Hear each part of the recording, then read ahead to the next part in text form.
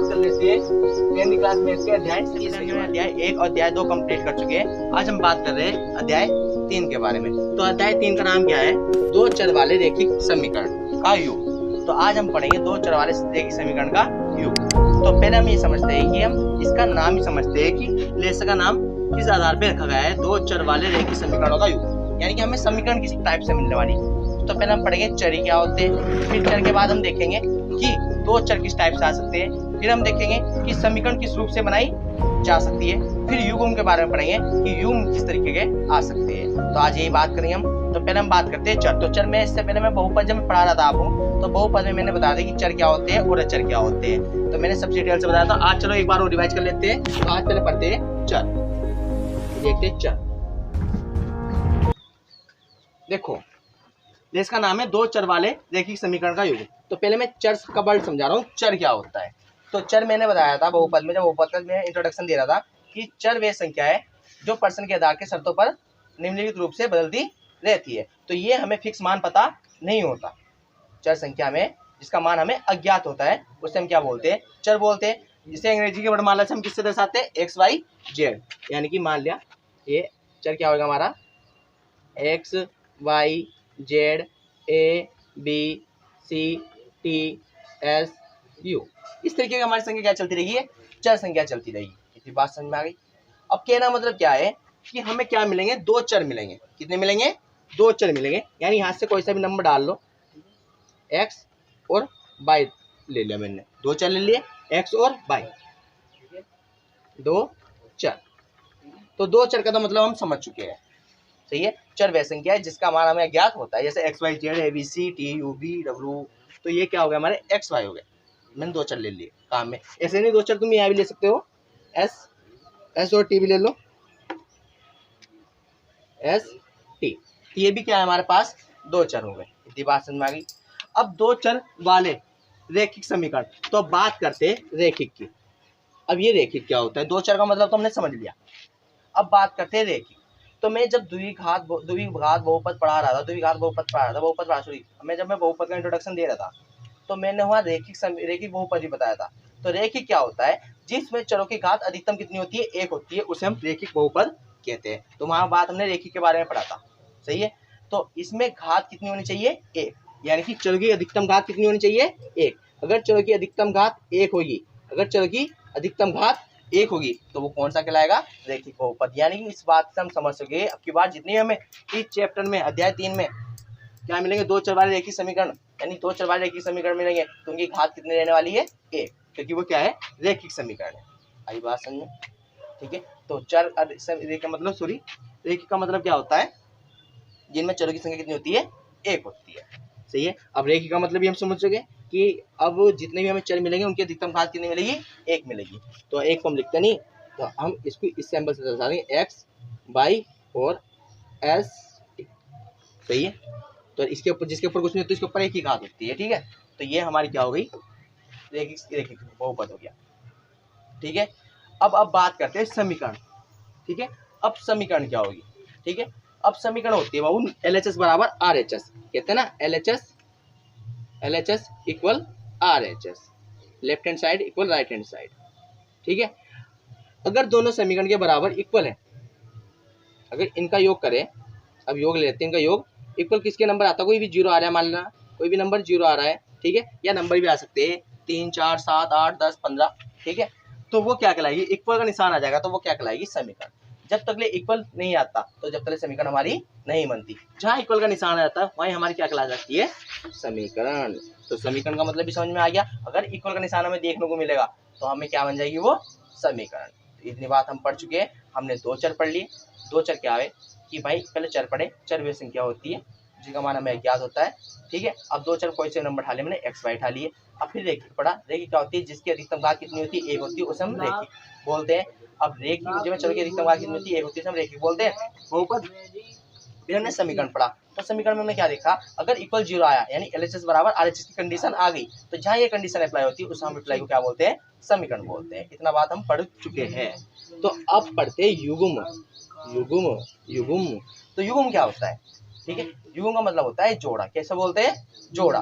तो अब हमें क्या मानना है, दो चरों वाला रैखिक समीकरण का युग्म मिलेगा, यानी कि दो चर वाले रैखिक समीकरण मिलेंगे, उनका क्या मिलेगा, हमें युग्म मिलेगा। जैसे एग्जांपल यहाँ समझो, जैसे मान लो कोई भी मैंने 9x प्लस के 10y इक्वल 20, देखो 1 2 दो चर है, ठीक है।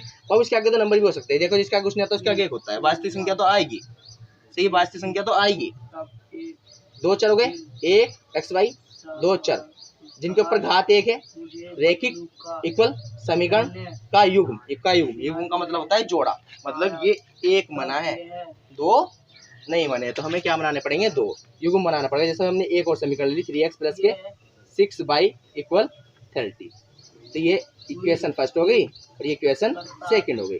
अब ये दो बन चुके हमारे युग्म, ठीक है, दो चर वाले रैखिक समीकरण का युग्म। तो कहने का मतलब क्या है, हमें दो समीकरण मिलेगी, एक समीकरण ऐसी और एक समीकरण ऐसी, जिनका हमें युग्म रहेगा एक जैसी, ठीक है। तो युग्म ऐसा नहीं कि एक समीकरण अलग दे दी और एक समीकरण अलग दे दी, चार नंबर एक जैसे होने वाले।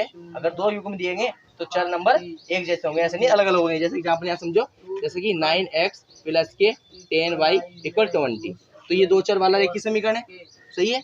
अब यहाँ ऐसे नहीं हो सकता कि यहाँ चर बदल दो, 3t कर दो प्लस 9u कर दो इक्वल 9, तो ये युग्म नहीं कहलाने का। युग्म मतलब होता है जोड़ा, एक जैसा जोड़ा, यानी कि जिसमें युग्म में दोनों चर क्या हुए, एक जैसे हुए, तो उन्हें हम क्या बोलते हैं, युग्म कहते हैं। तो क्या ना मतलब दोनों में xy होगा तो यहाँ भी xy होगा, इतनी बात समझ में आ गई, ठीक है।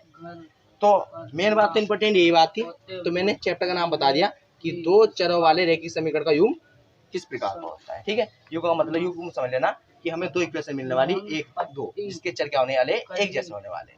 अब हम बात करते हैं कि प्रतिच्छेद, समांतर और संपाती रेखा द्वारा किस तरीके से दर्शाए जाते हैं। तो अब बात कर लेते हैं प्रतिच्छेद क्या होता है।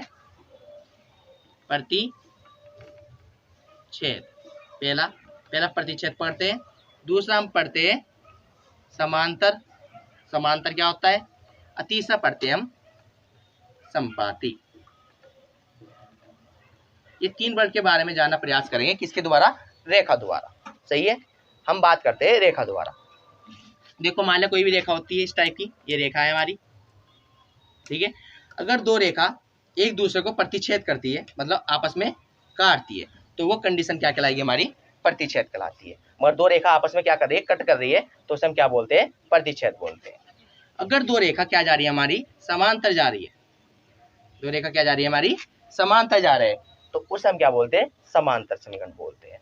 अब संपाती समीकरण क्या होगी, संपाती समीकरण होगी अगर दो रेखा एक दूसरे के विपरीत है, ठीक है, मेरी ये रेखा ये जा रही है और ये रेखा ये जा रही है, तो जो एक दूसरे के विपरीत है उसे हम क्या बोलते हैं, संपाती बोलते हैं। इतनी बात भी समझ में आ गई, ठीक है।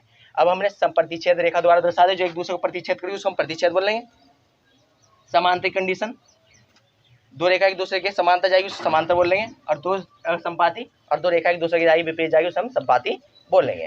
तो अगर रेखा कौन सी है बाबू, रेखा का रूप क्या है, तो जैसे मान लें 9x, ये हमारे पास 9x प्लस के 6y इक्वल 10, और ये 3x प्लस के 4y इक्वल 20, तो ये सब क्या है, हमारी दो चर वाले रैखिक समीकरण का युग्म है। मतलब एक जैसा जोड़ा है तो युग्म हो गया, और जिसके चर की अधिकतम घात एक है तो वो रैखिक हो गया, इक्वल हो गया तो समीकरण हो गया, और दो चर आ गए तो दो चर हो गए। आई बात समझ में। अब इसका अगर हम मानक रूप देखें कि इसका मानक रूप किस तरीके से दर्शाया जा सकता है, देखो ये नंबर तो बाबू हमारे पास अलग अलग है, ये नंबर तो हमारे पास अलग अलग आ रहे हैं, ये नंबर हमारे पास अलग अलग आ रहे हैं, ये नंबर हमारे पास अलग अलग आ रहे हैं, ये नंबर हमारे पास अलग अलग आ रहे हैं, और ये नंबर हमारे पास अलग अलग आ रहे हैं, यानी कि आगे के ये नंबर हमारे क्या आ रहे हैं, बदलते रह रहे हैं, कुछ भी नंबर आ सकते हैं, सही है। तो हम इनको वास्तविक संख्या ही वैसे ए बी सी नाम दे सकते हैं, क्योंकि ये क्या है, वास्तविक संख्या है।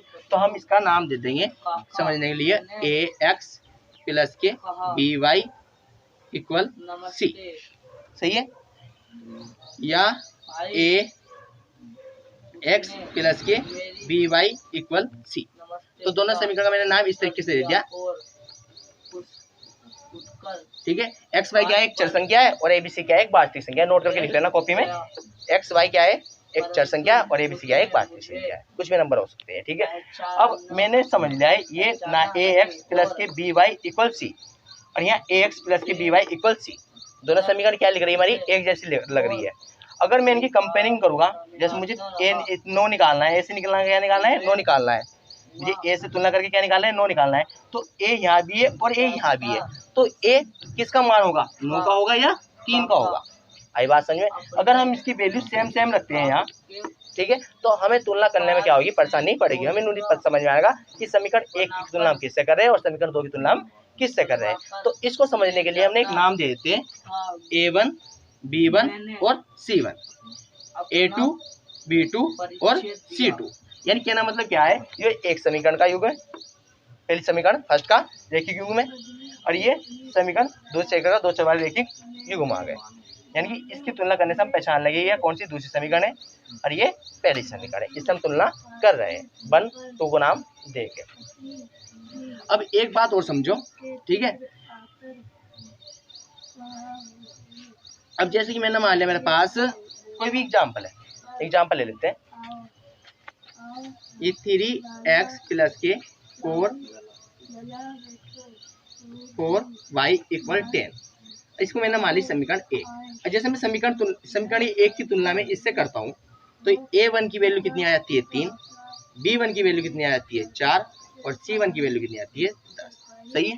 मगर इसका जो मानक रूप सही तरीके से लिखे, इसका जब मानक रूप सही तरीके से लिखे तो इसका मान इधर प्लस में इधर जाके किसमें हो जाएगा, माइनस में, इधर प्लस में इधर जाके किसमें हो जाएगा, माइनस में। यानी कहना मतलब कैसे कंडीशन आई, जैसे A1x प्लस के B1y इधर प्लस का दे जाके माइनस का C1 इक्वल 0, तो यहाँ प्लस भी हो सकता है और माइनस भी हो सकता है, तो मैं प्लस ही ले रहा हूँ। ठीक है, A1x प्लस के B1y प्लस के C1 इक्वल 0, ऐसे इसका मानक रूप ले लेते हैं। A2x प्लस के B2y प्लस के C2 इक्वल 0, तो ये दो जो है दो रेखिक समीकरण के मानक रूप समझ में आ गया। और 0 यहाँ माइनस की संख्या हो सकती है, -10 -20 और माइनस को इधर लगेगा तो प्लस का ही बन जाएगा। मैंने इधर प्लस कर लिया था, जाके मेरा माइनस का बनने आता, ठीक है, तो यहाँ माइनस कर लोगे तो इधर जाके प्लस का हो जाएगा, तो मैंने प्लस वाली कंडीशन दी, ज़्यादा सोचने की कोई टेंशन नहीं है। ठीक है, अब हम पढ़ते हैं कि दो चरों के मान हम किस तरीके से निकाल सकते हैं। चलो अब हम देखते हैं कि हम दो चर काम कहाँ यूज में ले सकते हैं, कहाँ हम इसकी मान निकाल सकते हैं। तो अब हम मेन बात जो हम इसमें पढ़ेंगे 3.1 प्रश्नावली, इसमें 7 प्रश्नावली, ठीक है, 3.2 3.3, सही है। इसमें इनके बारे में बात करेंगे तो हमें दो कंडीशन आएगी, एक गिराफी विधि, ठीक है, एक गिराफी विधि, एक अलजेब्रिक विधि। इसमें हम 3 विधि पढ़ेंगे अलजेब्रिक में, किसे पढ़ेंगे, एक पढ़ेंगे प्रतिस्थापन विधि, एक पढ़ेंगे विस्थापन विधि और विलोपन विधि, सॉरी, एक पढ़ेंगे प्रतिस्थापन, एक पढ़ेंगे विलोपन, एक पढ़ेंगे ब्रजगुणन। ये 3 विधि का नाम आएगा। ये काम कहाँ आएगी, देखो, अगर हमारे पास ये एक चर वाले रेखिक समीकरण है, जैसे x प्लस के y इक्वल, सॉरी यहाँ कोई भी नंबर ले लेते हैं, जैसे मैंने ले लिया यहाँ 6 ले लिया इक्वल 30, सही है, 30, ये कोई भी नंबर ले लिया मैंने, ठीक है। तो ये क्या होगा, इसमें एक चर है तो इक्वल भी आ गया, समीकरण बन चुका है। तो ये कौन सा हो गया, एक चर वाला रेखिक समीकरण हो गया। तो यहाँ से तुम x की वैल्यू आराम से निकाल सकते हो, x इक्वल 30, इधर प्लस का दे जाके माइनस का 6 हो जाएगा, तो x इक्वल कितना हो जाएगा, 3 में 6 घटाओगे तो कितना हो जाएगा 24, सही है। तो ये x की वैल्यू इस तरीके से हम निकाल सकते हैं अगर हमें किसमें आई, एक चर वाले रेखिक समीकरण मिलते हैं।